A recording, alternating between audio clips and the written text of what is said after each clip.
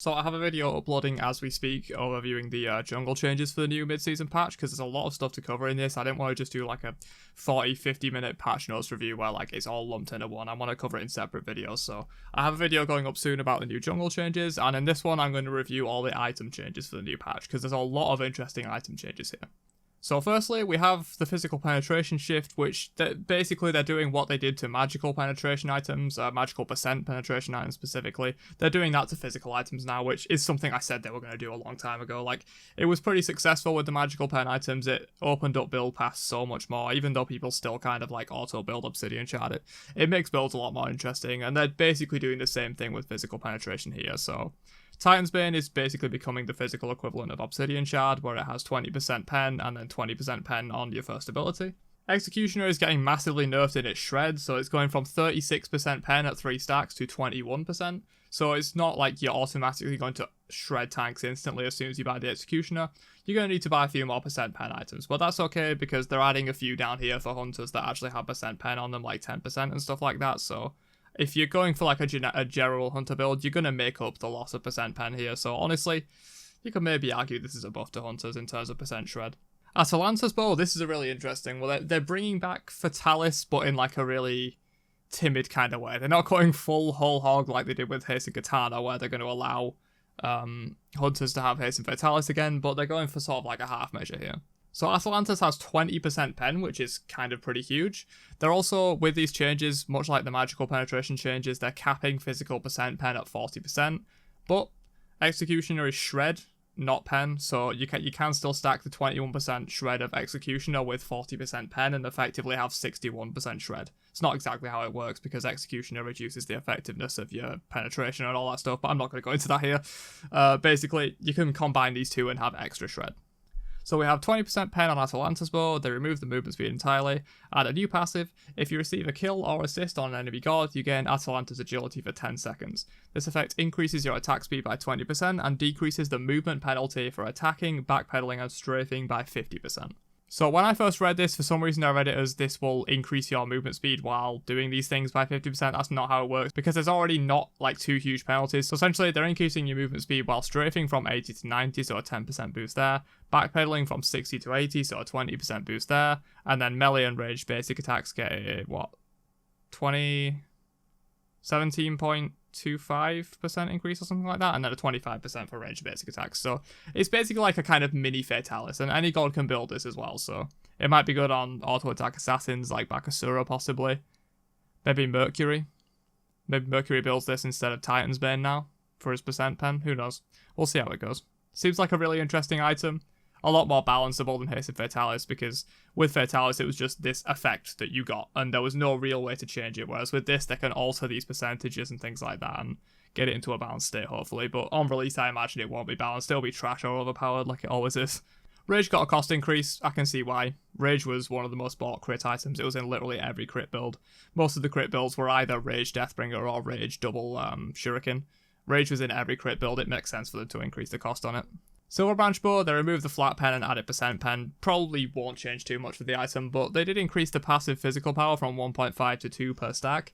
I still don't really see this seeing play outside of, I don't know, maybe it becomes a niche item for like Apollo, Artemis, gods like that have like a really massive attack speed steroid.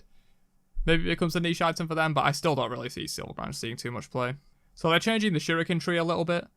This is just like a miscellaneous change to fit with the rest of the items. They're adding back Old Wind Demon, so Old Wind Demon used to have anti-heal on crit strikes. They're adding that back in the form of the Shadow Steel Shuriken. Because really, as it is, hunters, they don't really want to build Toxic Blade because it's so defensive and kind of ruins their DPS. And they also don't really want to build Titan's Bane too much in crit builds because you kind of need the item slots. So this is kind of the option for like a crit build percent pen. And also with the way they've changed Titan's Bane, hunters probably aren't going to use Titan's Bane anymore like they used to combine Executioner Titan's Bane. They're probably going to combine like Shadow Steel Shuriken and Executioner now in like a crit style build, but maybe in the Executioner pen build they still build Titan's Bane just for the 20% pen. It's definitely possible because that build was always about like shredding tanks as much as you can, but this item now exists. 2500 gold. The stats are kind of trash, like 20 power, 10% attack speed, 20% crit is really bad stats. Like Rage will give you way better stats than this. for a cheaper cost, even after the nerf. And the passive, obviously, 40% healing reduction is very good, especially if you can land a crit. It's basically just a hunter anti-heal item. Nothing too special about it, really. We've seen it in the game before. It used to be old Wind Demon passive. Poison Star, decreasing the attack speed by 5% and giving it 5 power. That's a trade in its favour, I think, which is surprising considering Poison Star was already a pretty popular item. But I think for the most part, hunters can get access to enough attack speed in a crit build, and losing 5% for 5 power is probably worth it, I think. But overall, it doesn't really change too much for the item. People will still build it. And Wind Demon was changed, taking off 5% crit chance, taking off 5 power, and then adding 10% physical penetration once you land that crit. So it's not an immediate physical penetration, it's once you land that crit. I don't know, overall, probably about the same, but I guess you build it in... No, you don't really build it in slightly different situations. It's more so just like you have an option for percent pen in crit builds like this, combined with Executioner and maybe one more percent pen item somewhere in your build will probably get you going, so... Yeah, it doesn't really change too much for the item. I don't think these changes were really meant to affect the viability. They're just kind of changing the purpose of some of these items.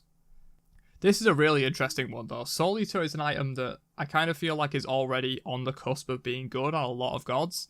Like, you know, Wukong can build it in solo, Kama builds it in solo sometimes. I feel like it's even almost viable on some junglers, but they're giving it massive buffs here, honestly. Like, some of these buffs are ridiculous. So, 200 gold off of it is a bigger deal than you might think. 10 power off of it, okay, yeah, a little bit of a nerf there. Removing the mana, no one really cares. Like, by the time you're buying Soul Eater, you're not really having mana issues anyway, because it's not a first item. Like, if this was a first item, removing the 200 mana would be a big deal, but at the earliest, Soul Eater is a third item, after, like, your first damage item in jungle, or after your Glad Shield in solo, or something like that, so removing the mana's not going to affect it too much.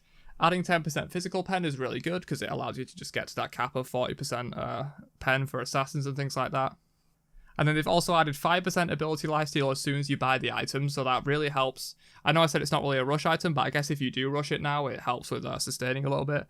But also, when the item evolves, it keeps this extra 5%, so it's gone from, I think it's down here, yeah. So it's gone from 15% to 20% ability lifesteal on the evolved form of it. So overall, I think this is some pretty massive buffs for Soul Eater. Like, if they didn't reduce the cost, it would be like a sort of trade-off style situation where it's not much better. But the 200 cost off of it is really important. Honestly, 2100 gold is very cheap for an item that does this much. I expect to see a lot of play from Soul Eater in the on like ability-based assassin junglers and maybe even some solo laners, especially with some of the other solo lane changes that we'll get into in a little bit. Heartseeker, they're whack. What is this? I don't normally get irate over item changes because it doesn't really matter too much in the long run. I'm not the type to just rage for no reason, but what is this? Heartseeker is probably the single best item in the entire game, and they're buffing it. So 10 physical pen off for 10% pen is actually a buff, because no one builds Heartseeker as an early game pen item.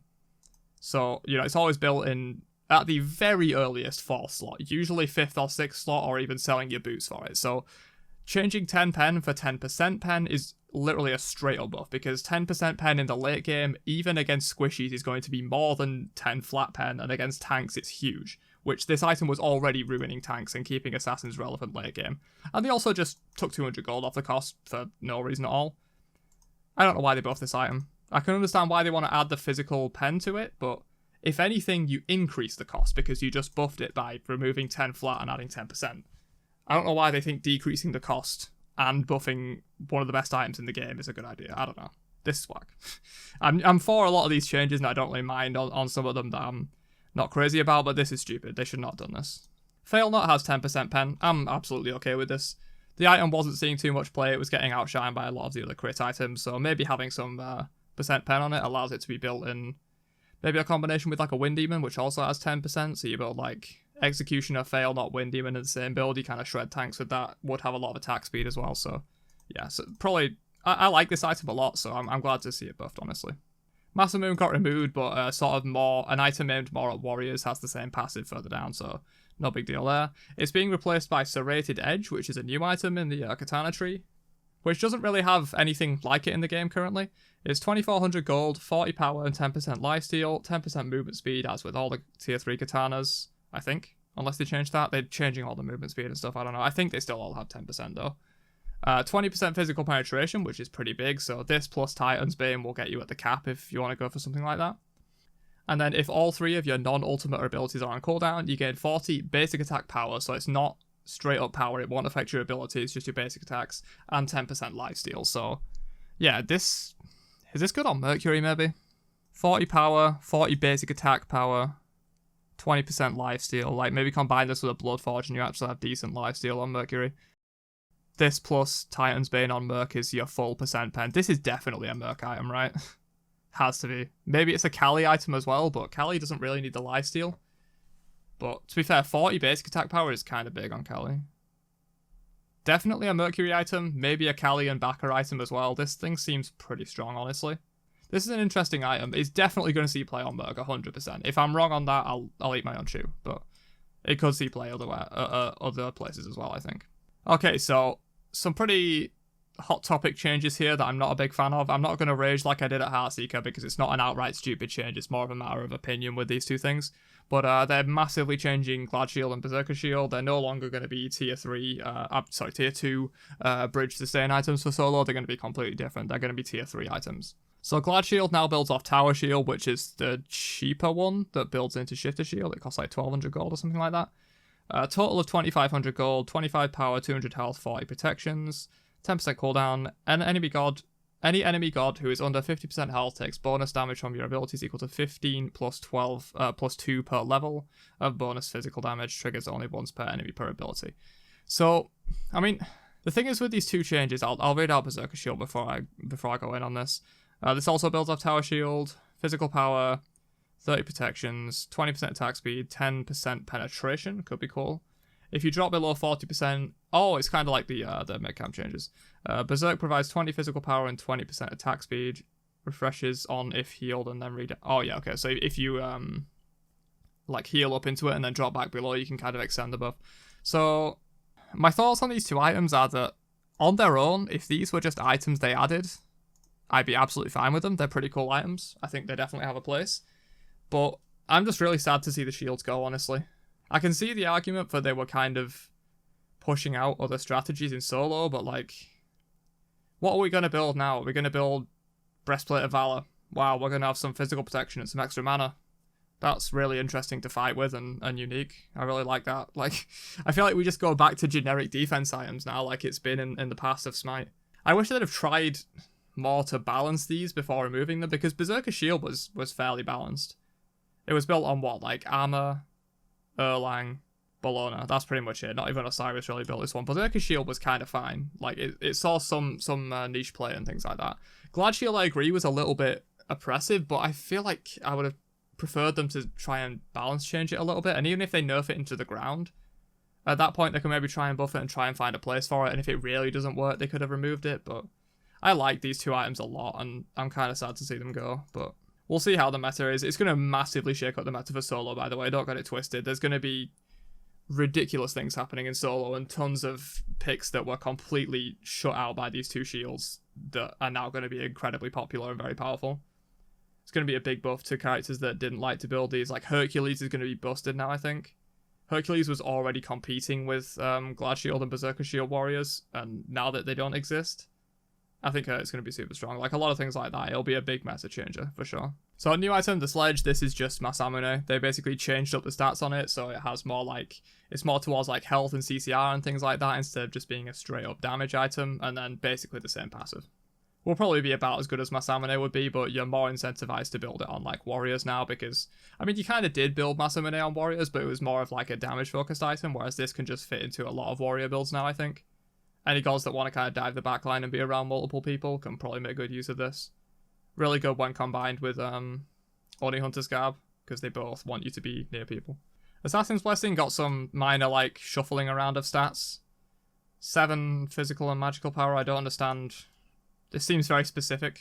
I don't know why they did this. Increased health, increased healing, and slightly decreased bonus damage. They've been trying to slow down the early game for junglers, so it takes them longer to clear camps, and this is part of it. But from each camp, you get more. So like you'll have to clear less camps overall to get to the same level, but you'll clear the camp slower. So the jungler will spend a little bit more time in the jungle, but should hopefully get more overall farm.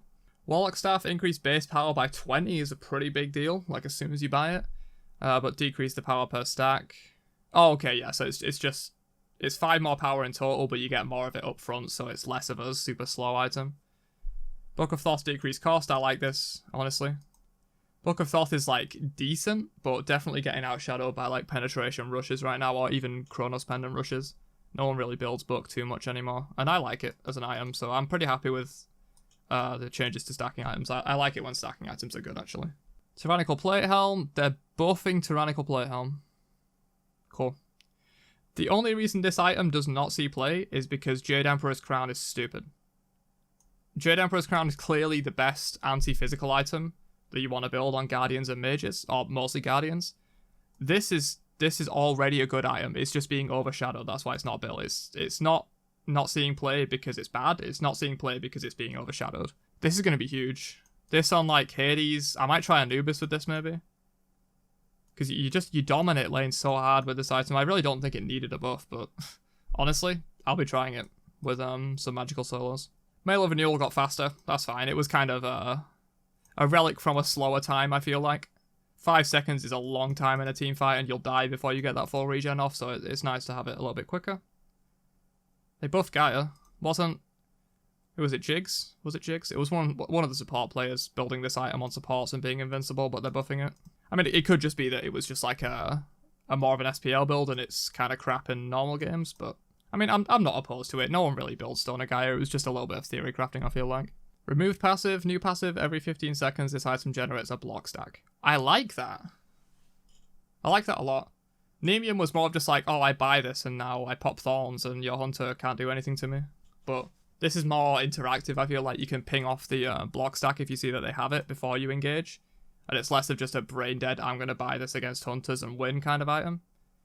It has like a little bit more play around potential. I like this a lot. It just makes for a more interesting item. It's not just like a bundle of stats. It's something that actually has like play around potential and stuff like that. It's good. Ring of Haste, they changed the passive. Each successful basic attack applies a hex to enemies and empowers you. Enemies receive 5% decreased power and you receive 5% increased power and healing gain. So that will be from lifesteal as well. Both effects stack up to 3 times. So 15% increased healing, 50% decreased power. Oh, and you also get the increased power. That's kind of good. I don't know, it's hard to see whether this item would be good because magical ADCs don't see any play right now. If magical ADCs were popular and I had a good handle on like how powerful their builds were in general, like with or without this item, I could kind of judge how good it was going to be, but I honestly have no idea. We'll have to see. Because like Chronos, Sol, Freya are all kind of bad right now. So I don't really know how good this will be.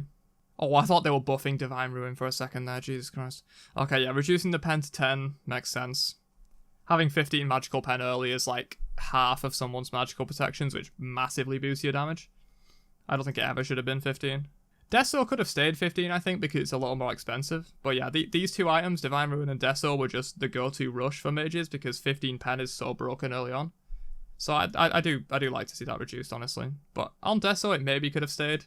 But definitely on Divine Ruin, they want to take that off. Magus is being reworked again. Any god you damage becomes marked and debuffed, taking increased damage from all sources. This effect can only affect one god at a time. That's boring. That's really boring. I don't know, I don't like this. Spear used to be a really interesting pick when it had the pen passive. Like, you would buy it on certain picks, and it was really good on those picks. This is just boring. It's like, you hit someone and they take more damage. It's basically the passive from Shaman's Ring. But Shaman's Ring had the interesting part where you would like stack it up from doing damage and things like that. This just feels a bit boring, honestly. 110 power is a lot for 2450 gold though, so maybe this item sees play solely as a rush item. Like, I'm not saying it's a bad item, it seems really good actually. I'm not sure the prices on these two. I think Deso's 26 and Divine's 23. So this is right in the middle of those two. So if we were already rushing Spear and Divine, you can rush this, which is going to be a lot of power. Like, I think Deso's about 110, right? Is it 100 or 110, 120 or something? It's in that realm. So this will be similar stats to Deso, but a probably more useful passive early on, I would say. So maybe this replaces Deso as like the go-to penetration rush for mages. We'll see. I don't like the item as a whole though. I just think it might be quite strong. Warrior Tabby gives mana, that makes sense. It never really made any sense that Ninja Tabby is the one that gives mana when Warrior Tabby is the ability-based one. I mean, it's obvious because the attack speed is worth less than the power, and no one really buys Ninja Tabi for the most part. But it does make more sense for Warrior Tabi to have some mana on it. You can teleport to Phoenixes. Good, I guess. It does feel a bit weird when your teleport's like completely useless if you lose all towers, but usually by the time you've lost all towers, you've upgraded your TP anyway, but it's just a nice quality of life change, really. It probably won't affect much.